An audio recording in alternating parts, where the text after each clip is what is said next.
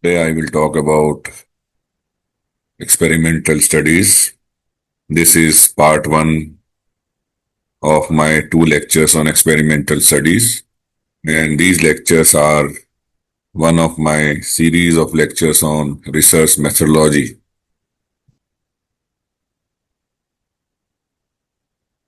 So, first of all, I will give introduction. Then I'll talk about experimental study designs.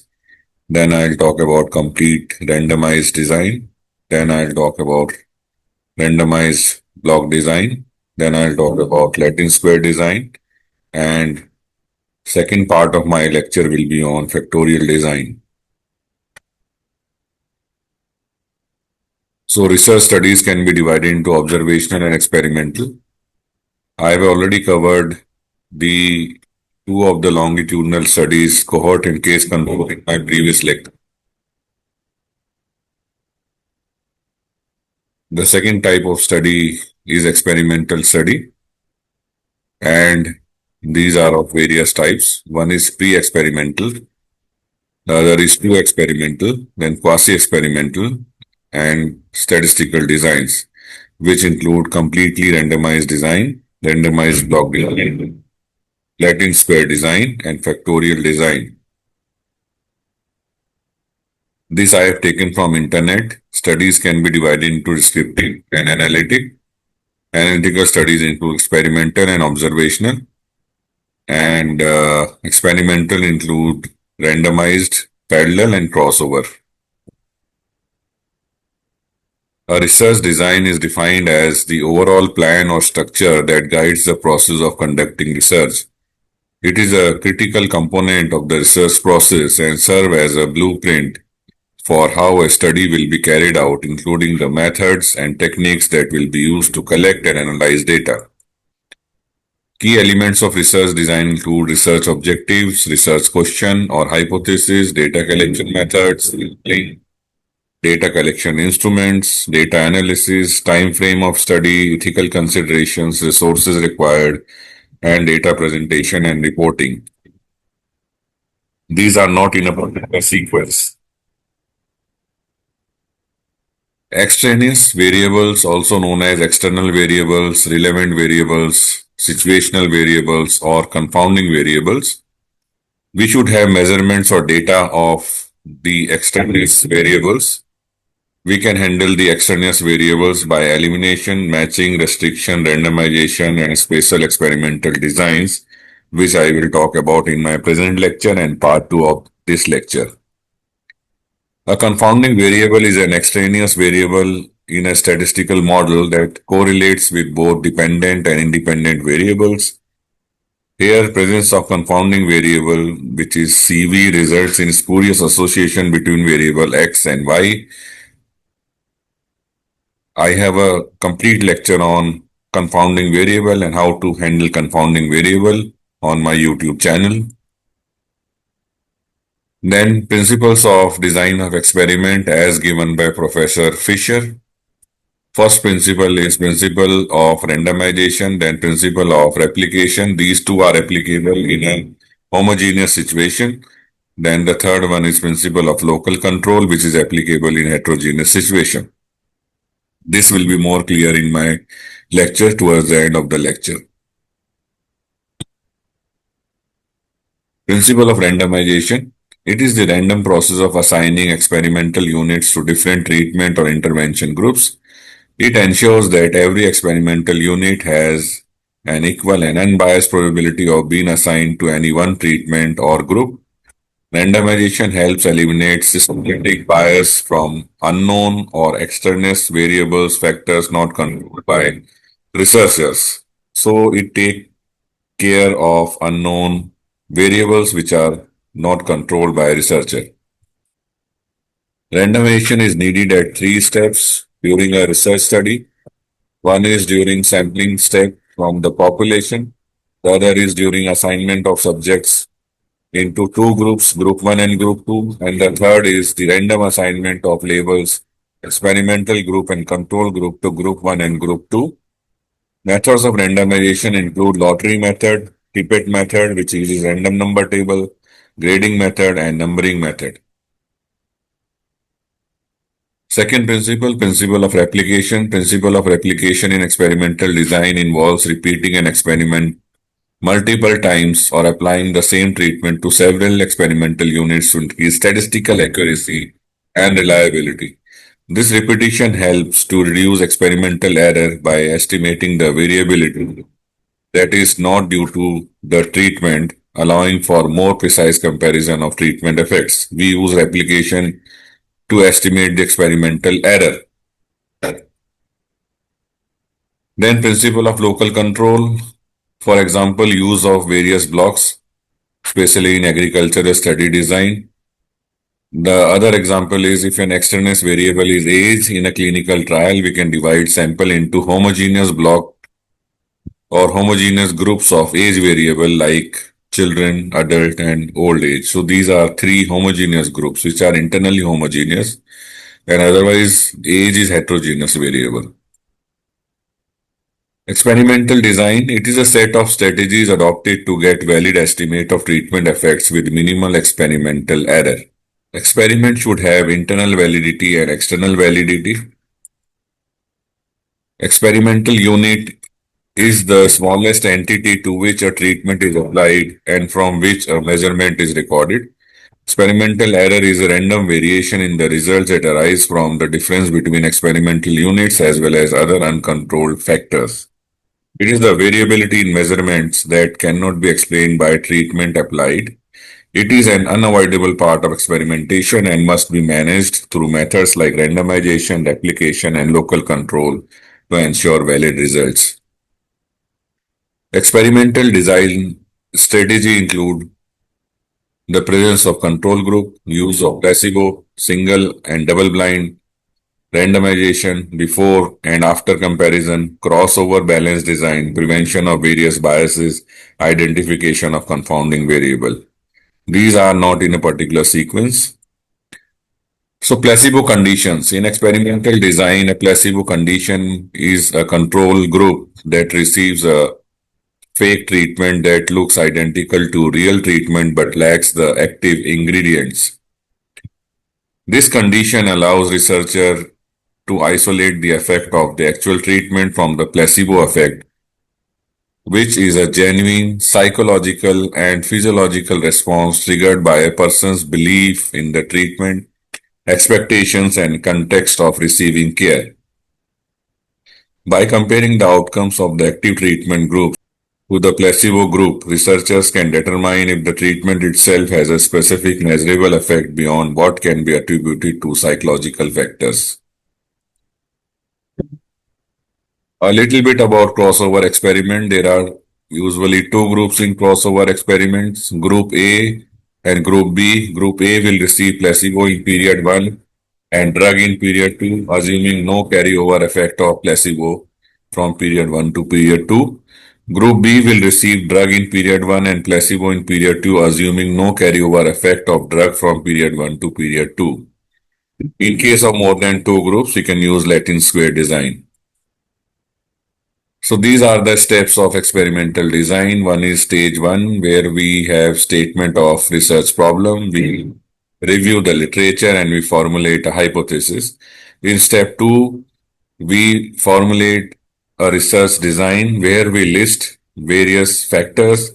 We list levels of various factors. We define the response variable. We decide on type of experimental design. We determine the runs required.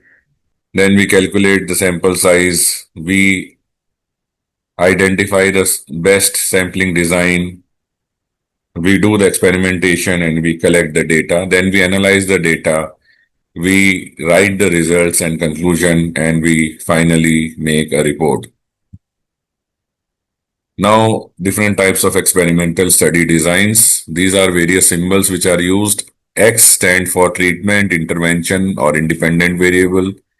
O stands for observation or measurement. R stands for randomization. EG means experimental group and CG means control group. So these are various types of experimental design or experimental trials. One is pre-experimental, the other is true experimental, then quasi-experimental, and then finally statistical designs. So let us see one by one each of these groups. One is pre-experimental design. These include three types.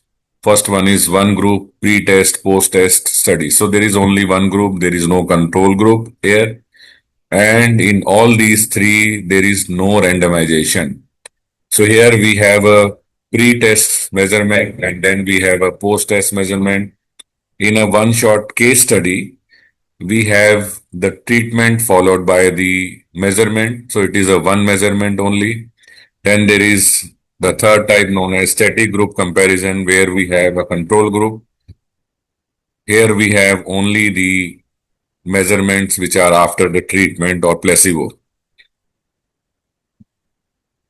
So analysis of the one group pre-test post-test study include t-tests, specifically pair t-test. For analysis of static group comparison, we use t-test between the observations 1 and observations 2. Then we have true experimental designs. We have pre-test and post-test with control group design. So we have control group, and in all the experimental designs, we have randomization as an initial step. Then we have a post-test only equivalent group design. Equivalent means we have a control group, but we have measurement only after the treatment or placebo. Then we have Solomon 4 group design, which comprises of this structure. So how to analyze pre-test and post-test with control group design? We can use pair t-test to compare O1 and O3 and pair t-test to compare O2 and O4. We can use t-test to compare O1 and O2 and t-test to compare O3 and O4. Since we have pre-test observation here, which can be a covariate, so we can use ANCOVA analysis in this case. In post-test only equivalent group design, we have two observations which are post-test. We can use t-test to assess the difference between two.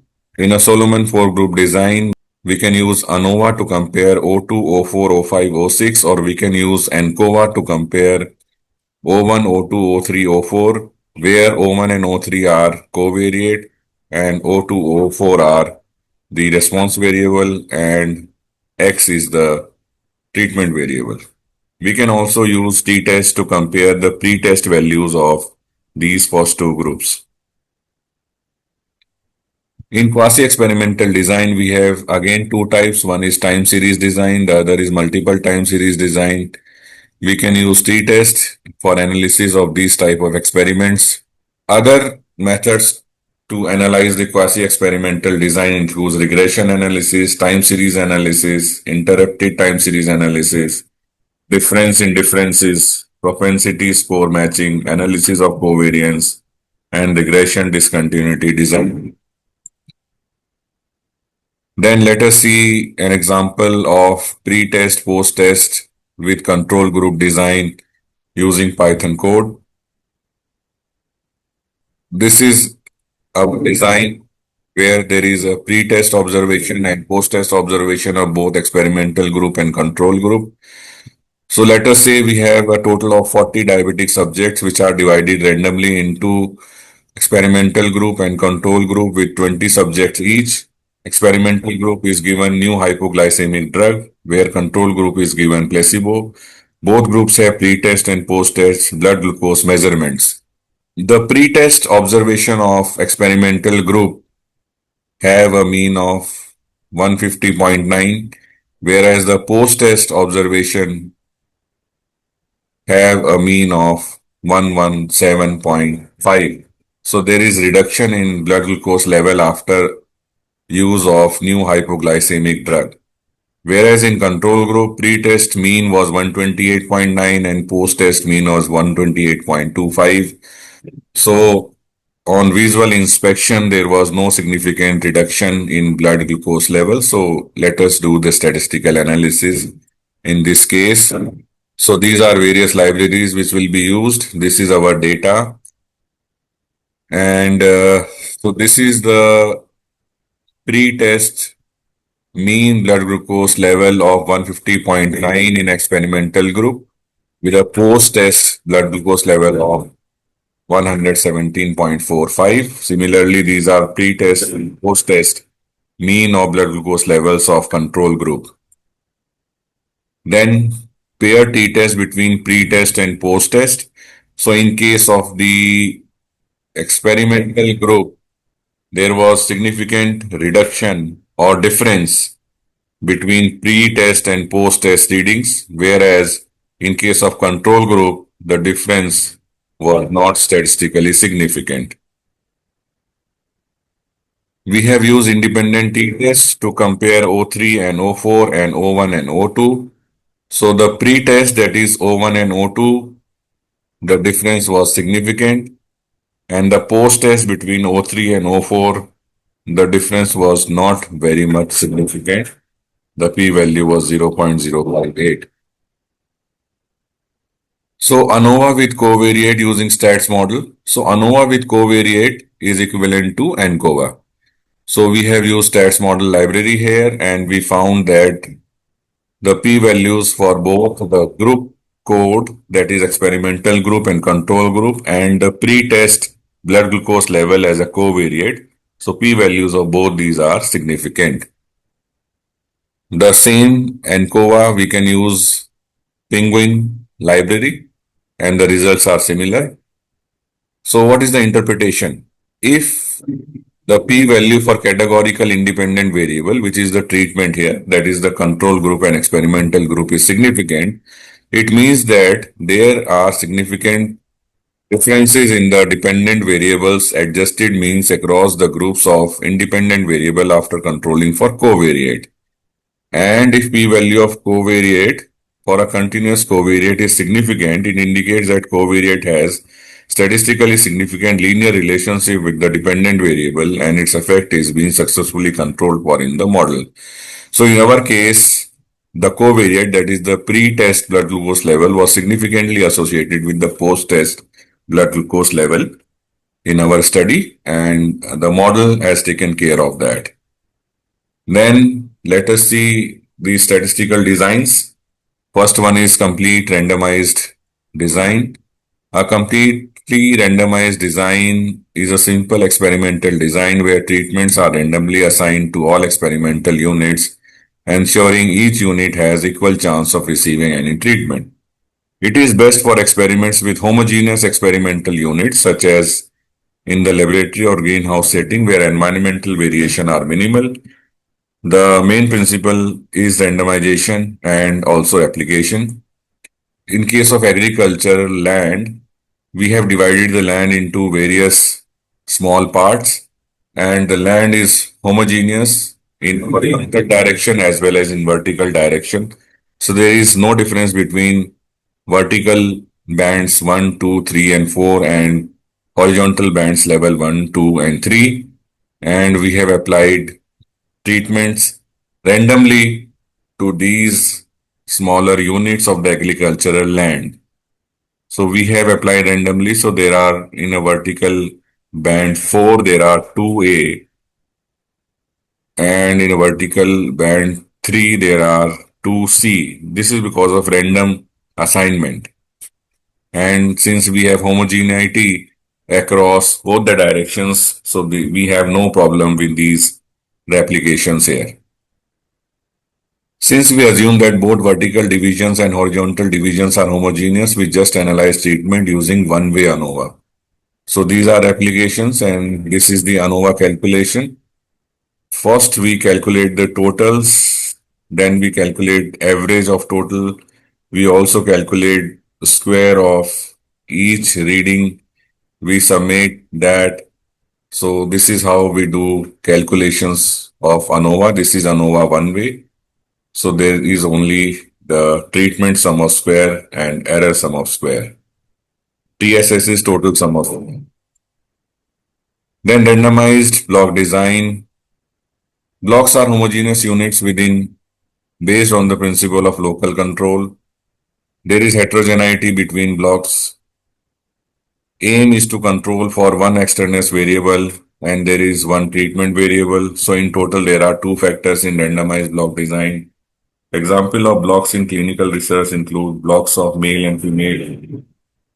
So these are heterogeneous across, but they are homogeneous within. Similarly, for age, you can group into child, adult, and old age. So here Across the blocks, there is heterogeneity, whereas across the vertical bands, there is homogeneity. So this is in case of agricultural land. And we have applied the treatment here.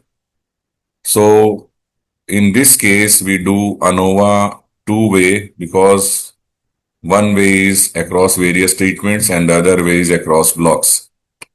Since these two are similar readings, so we just have to calculate along this direction and we calculate this way.